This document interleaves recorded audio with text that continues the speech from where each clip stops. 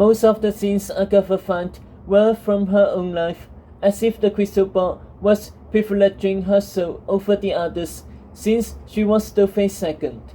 But a few scenes seemed darkly. One where she and Tedros were in Reaper's throne room, with Tedros riffling through Stowface's back. That didn't happen. Another where Agatha kneeled in a dark cemetery and laid a flower in front of a headstone marked the snake. That would never happen. And one where she was hugging the bowed, decrepit lady of the lake. She hadn't hugged her when she had gone back to Avalon. Or had she? She had been too sleepless and scared. Who knows what she had done?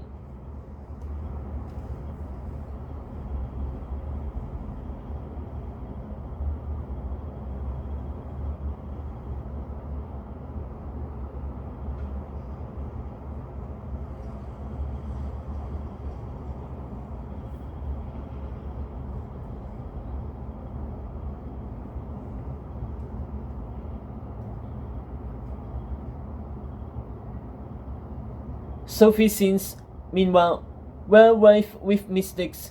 In Sophie's memory, she had saved the Tedros in the trial by tale. It has been Agatha. Won the Circus of Talents with a beautiful song. It has been a murderous scream. Anne's line, Avalon Saddle, and her wicked blue butterflies. It had been the schoolmaster.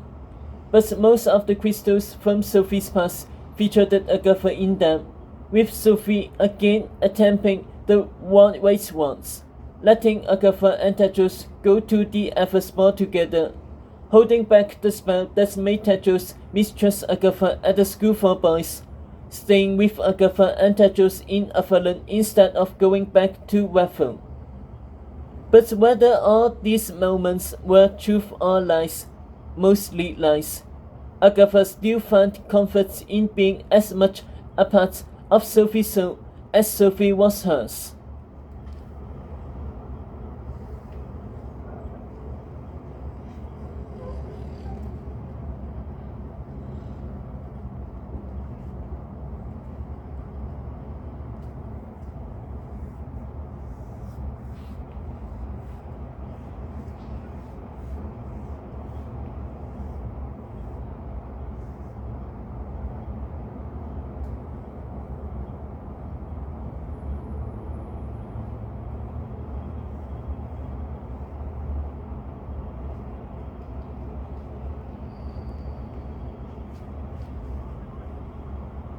Tedros crystals, on the other hand, tended to reflect scenes of him pranking Stuarts and Nanlies, feasting on steak and presents, and winning wobbly games and sword fights, as if he has repressed any parts of his life that involved real emotion.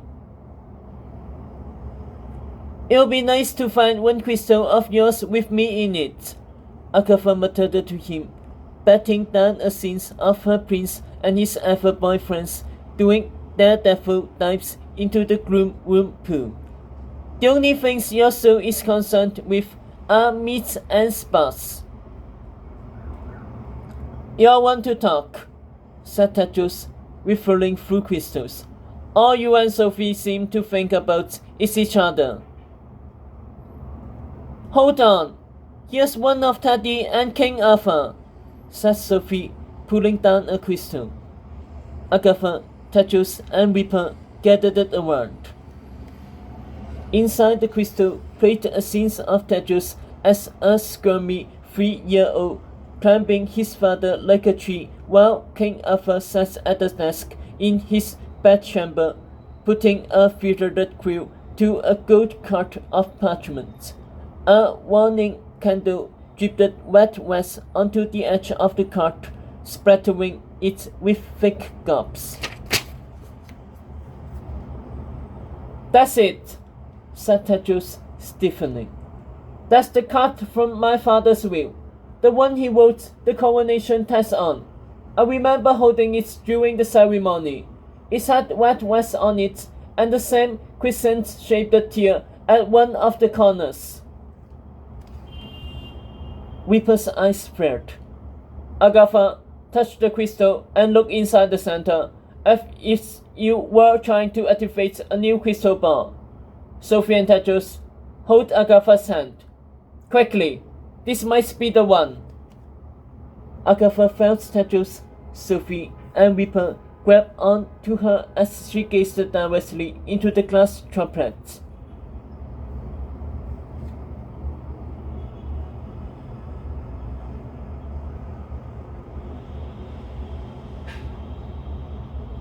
Another storm of blue lights attacked her, turning her mind to glue. The time it took longer for her to recover, as if she had been suffered in parts that she couldn't put back together. Straining to focus, she saw she was inside King Arthur's bedchamber, her friends and cats at her side. Her chest throbbed harder than before, as if it had been whacked with a hammer. But there was no time to wallow in pain.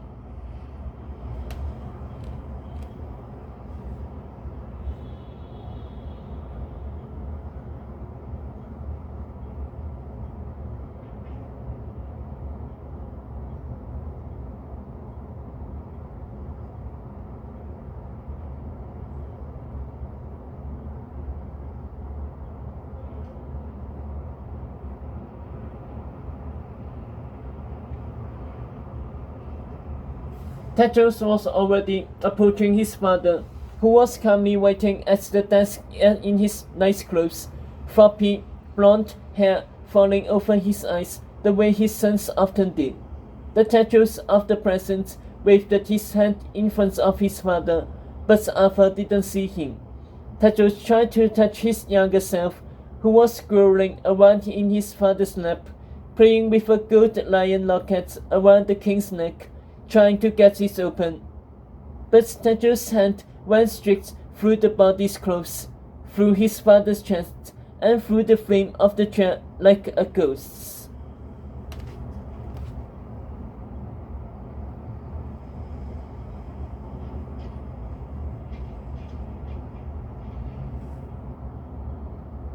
We are merely observers, Reaper explained. The present cannot interfere with the past. It is one of the 5 rules of time. What are the other 4? Agatha asked. But now King Arthur was speaking to his young son nestled in this lap. This will be your coronation test when it's your turn to be king, Arthur said, finishing waiting on the card. And you will not fail, my boy. He blew the ink dry, his face darkening. No matter what that woman says. The king sat there quietly, staring at the card, as young Tedros fussed harder with the locket, trying to open it with his mouth. Then Arthur pulled out a second card from the drawer, this one blank. He began writing.